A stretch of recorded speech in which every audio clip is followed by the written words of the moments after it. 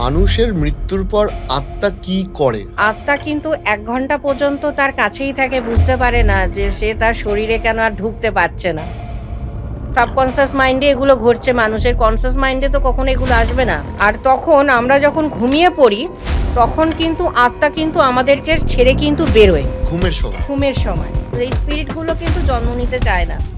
এইবার যেগুলো নাকি অতৃপ্ত আত্মা, যাদের মৃত্যু ঘটেছে কোনো না কোনো কারণে, তাদেরকে কোনো রকমভাবে ষড়যন্ত্র করে মারা হয়েছে, তাদের হয়তো অনেক কিছু বলার ছিল, সেগুলো বলতে পারেনি। তারা চায় যে যেই ব্যক্তির জন্য আমি সমস্যায় পড়েছি সেই ব্যক্তিকে নিয়ে আমি একবারে যাব।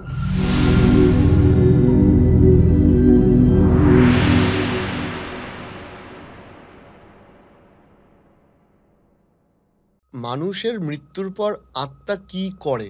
ফার্স্টে মানুষের মৃত্যুর পরে মানুষ যখন নাকি, মৃত্যু কাকে বলে? প্রথমে বলি, মৃত্যু হচ্ছে এমন একটা জিনিস যে আত্মা যখন তার দেহ থেকে বেরিয়ে যায়, মানে দেহ থেকে যখন আত্মা যখন মুক্তি পাচ্ছে দেহ থেকে, তখন সেটাকে বলা হয় মৃত্যু, সেই দেহটাকে। আত্মা ছাড়া শরীর যেটা। এবার আত্মা কিন্তু ১ ঘন্টা পর্যন্ত তার কাছেই থাকে, বুঝতে পারে না যে সে তার শরীরে কেন আর ঢুকতে পারছে না।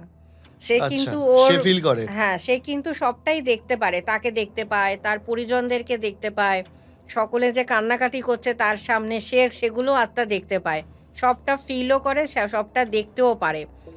১ ঘন্টা কিন্তু মায়া ছাড়তে পারে না, যতক্ষণ ওর ১ ঘন্টা পেরিয়ে না যাচ্ছে, ওই দেহর চারিপাশেই ও ঘুরতে থাকবে। ও ভাবে আমি মনে হয় আবার ঢুকতে পারবো ভিতরে। যেমন আমরা যখন নাকি রাতে ঘুমাই, অনেকে কিন্তু মাঝে মাঝে স্বপ্ন দেখি যে আমরা অমুক জায়গায় ঘুরতে যাচ্ছি, অনেক জায়গায় ঘুরতে চলে গেছি, কোনো ফুলের বাগান বা কোনো পাহাড়ে ঘুরছি বা কোনো ঝর্ণার সামনে দাঁড়িয়ে আছি। সাবকনসিয়াস মাইন্ডে এগুলো ঘটছে, মানুষের কনসিয়াস মাইন্ডে তো কখনো এগুলো আসবে না।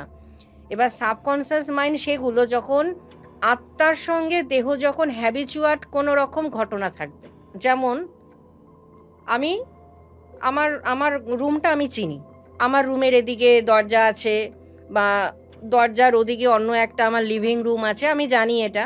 আমি যদি ঘুমিয়েও থাকি, ঘুমিয়ে ঘুমিয়ে তন্ত্র অবস্থাতেও কিন্তু আমি ঠিক আমার জায়গা মতন পৌঁছে যাব, কারণ আমার দেহর সাথে আমার আত্মা কিন্তু ওটা কিন্তু হ্যাবিট হয়ে গেছে জিনিসটা। তো এবার আমরা যখন নাকি ঘুমিয়ে ঘুমিয়ে যখন দেখি যে পাহাড়ের জায়গায় দাঁড়িয়ে আছি বা ঝর্ণার সামনে দাঁড়িয়ে আছি, কোনো একটা সময় আমরা সেটা নিয়ে চিন্তা করেছিলাম। আর তখন আমরা যখন ঘুমিয়ে পড়ি, তখন কিন্তু আত্মা কিন্তু আমাদেরকে ছেড়ে কিন্তু বেরোয় ঘুমের সময়।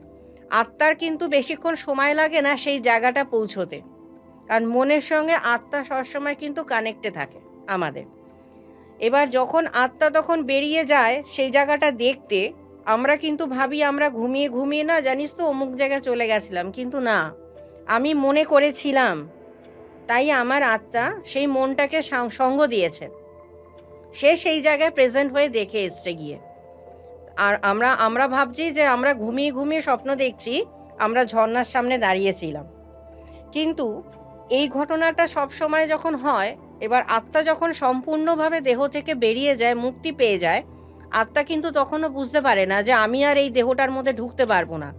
ও মনে করছে যে আমি তো আবার ঢুকে যাব এই শরীরটার মধ্যে, কিন্তু ও যখন ঢুকতে পারে না, তখন এই ১ ঘন্টা ওই দেহর আশেপাশেই সে ঘুরতে থাকে, ওইভাবে যে আমি আবার ঢুকে যাব, আমি আবার ঢুকে যেতে পারবো। কিন্তু যখন ঢুকতে পারে না ১ ঘন্টার পর, তখন ১ ঘন্টার পর আত্মা তাকে রিলিফ দেয় কিছু দিনের জন্য। এই ১ ঘন্টা কি সে তো নিজের দেহের চারিপাশেই ঘুরে বেড়ায়? হ্যাঁ, সেই দেহর চারিপাশে ঘোরে, আত্মীয় স্বজনদেরকেও মাঝে মাঝে যায় যে বোঝানোর জন্য যে আমি আছি, তোমরা কেন কাঁদছো, আমার শরীরটায় আমি কেন ঢুকতে পারছি না। আত্মারও অনেক কিছু বলার থাকে, কিন্তু আত্মা তো একটা শক্তি, ও তো মানুষ বুঝতে পারে না তার কথা, তাই ন্যাচারালি আমরা মৃতদেহটাকেই ধরে বসে থাকি। কিন্তু সেই ব্যক্তিটা ১ ঘন্টা পর্যন্ত কিন্তু তার আত্মাটা কিন্তু তার আশেপাশেই আছে। এরপর কি এই যে বলা হয় যে শ্মশানে স্পিরিট ওয়ার্ল্ডের একটা উপস্থিতি থাকে, সে কি নিজের দেহকে পুড়তে দেখে?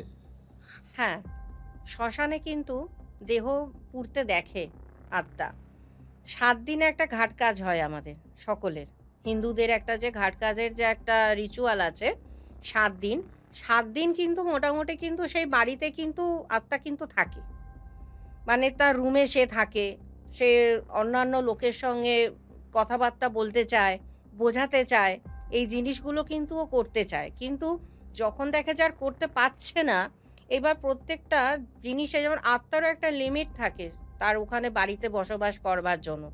সাধারণ মানুষ যদি হয়, যদি কোনো সাধারণ মানুষের মৃত্যু ঘটছে, যদি সেই আত্মার কোনো কামনা বাসনা না থাকে, তাহলে সেই সাধারণ মানুষের কিন্তু ৪৫ থেকে ৪৬ দিনের পর আবার কিন্তু নতুন দেহ তাকে ধারণ করতে হবে। আচ্ছা। আর যদি কোনো সাধক স্থানীয় কেউ মারা যায়, সন্ন্যাসী মারা যায়, মানে সে রিচুয়ালে অভ্যস্ত স্পিরিচুয়াল জগতে, তার কিন্তু ৮০ থেকে ৮৬ দিন লেগে যায় নতুন একটা শরীর নিতে। কেন লেগে যায়? সাধারণ মানুষের কোনো চুজ থাকে না যে আমার অমুক শরীরটা চাই। কারণ একজন সাধক যখন মারা যাচ্ছে, তার হ্যাবিট কিন্তু তার একটা অন্য জগতের সঙ্গে লিঙ্ক, স্পিরিচুয়াল। তার মাইন্ডে কামনা বাসনা কাজ করে না। তো তার তার মাথায় কিন্তু অন্য একটা কাজ থাকে, কর্ম জিনিস বলে। যেমন আজকের দিনে আমাকে যদি প্রশ্ন করা হয় যে আপনি এখন এখান থেকে বেরিয়ে কোথায় যাবেন, কোন গহনার শোরুমে যাবেন, আমি বলবো না, আমি এখান থেকে যাব উত্তরপাড়া শ্মশান বা দক্ষিণেশ্বর শ্মশান বা নিমতলা শ্মশান বা কাশীমিত্তির শ্মশান, আমি এগুলোতে যাব। এই যে একটা একটা কি বলে, আমাদের যে চিন্তাধারার যে একটা তফাৎ, এবার এই চিন্তাধারা তফাতের জন্য কি হয়, যদি সেই ব্যক্তি সাধক বা সন্ন্যাস বা কোনো রিচুয়াল মার্গের হয়, তার কিন্তু একটা চুজ অপশান থাকবে যে আমার এমন একটা মাতৃ জঠর চাই যেখানে আমি জন্ম নেব, সেই মায়ের স্পিরিচুয়ালিটি আছে। আচ্ছা। আর সাধারণ মানুষের মধ্যে কিন্তু ওগুলো থাকে না, কারণ তারা তো সারা জীবন তার নিজের কর্ম, তার ব্যস্ততা কাটিয়ে দিচ্ছে। তার জন্মের মানে কিভাবে জন্ম নেবে, কোন মাতৃ জঠরে জন্ম নেবে, তাদের কাছে কোনো চুজ থাকে না, অপশান থাকে না। যার জন্য তাদের জন্মটা খুব তাড়াতাড়ি হয়ে যায়, ৪০ থেকে ৪৬ দিনের মধ্যে। আর সাধক যারা ব্যক্তি, তারা তো চুজ করবে যে আমার যে মা, আমি যার মাতৃ জঠরে যাব, তার স্পিরিচুয়াল একটা পরিবেশ হতে হবে। কারণ আমার তো জন্মের পর তো আমার সেই পরিবেশটা চাই, যাতে আমি পুজো পাঠ করতে পারি। হ্যাঁ, এমন যদি কারো কোনো মাকে পেয়ে গেলাম যে কখনো কোনোদিনও ঠাকুরকে একটা ফুলও দিচ্ছে না, তো অবভিয়াসলি সেই বাড়িতে কোনো রকম মানে স্পিরিচুয়াল কোনো ঠাকুর দেবতার কোনো পুজো পাঠের কোনো অপশান থাকবে না। তাহলে আমি জন্ম নিয়ে সেই বাড়িতে কি করব? আমি তো পুজো পাঠ করতে পারবো না। আমার তো কেউ আমাকে বাধা দেবে যে এটা আবার কি করছে এ। তো যার জন্য সে কিন্তু খুঁজতে থাকবে তার মতন একটা বাড়ি, তার মতন একটা পরিবেশ। যার জন্য তার তার ক্ষেত্রে ৮০ থেকে ৮৬ দিন লেগে যায় একটা জন্মগ্রহণ করতে। এইবার যেগুলো নাকি অতৃপ্ত আত্মা, যাদের মৃত্যু ঘটেছে কোনো না কোনো কারণে, তাদের হয়তো কোনো কাজ বাকি আছে, তারা শেষ করতে পারেনি, বা তাদেরকে কোনো রকমভাবে ষড়যন্ত্র করে মারা হয়েছে, তাদের হয়তো অনেক কিছু বলার ছিল, সেগুলো বলতে পারেনি। সেই সমস্ত অতৃপ্ত আত্মার কিন্তু জন্ম সহজে হয় না। আচ্ছা, মানে সুইসাইড কেস বা হ্যাঁ, ইত্যাদি। তারা এই স্পিরিটগুলো কিন্তু জন্ম নিতে চায় না। মানে তারা কি ওইখানেই থেকে যেতে চায়? তারা চায় যে যেই ব্যক্তির জন্য আমি সমস্যায় পড়েছি, সেই ব্যক্তিকে নিয়ে আমি একবারে যাব।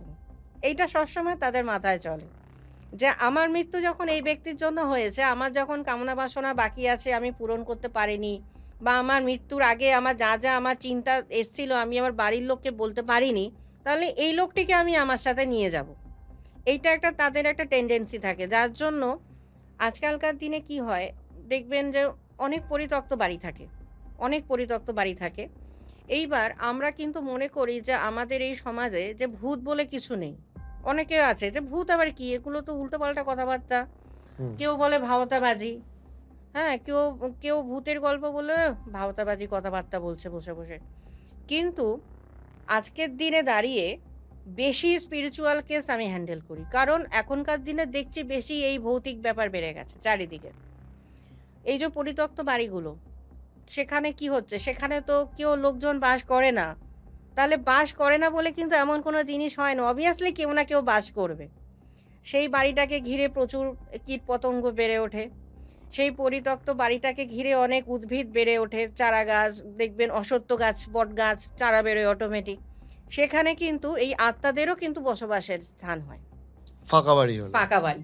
কারণ তারা অনায়াসে সেখানে মুক্ত পরিবেশে ঘুরে বেড়াচ্ছে, বিচরণ করছে, কেউ তাদেরকে বলার নেই।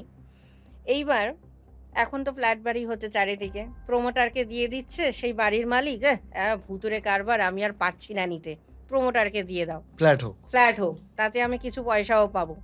প্রমোটারও দেখছে একে কম দিতে হবে, এ ভূতের জ্বালায় পাচ্ছে না, একটা কিছু ধরিয়ে দেবো হাতে।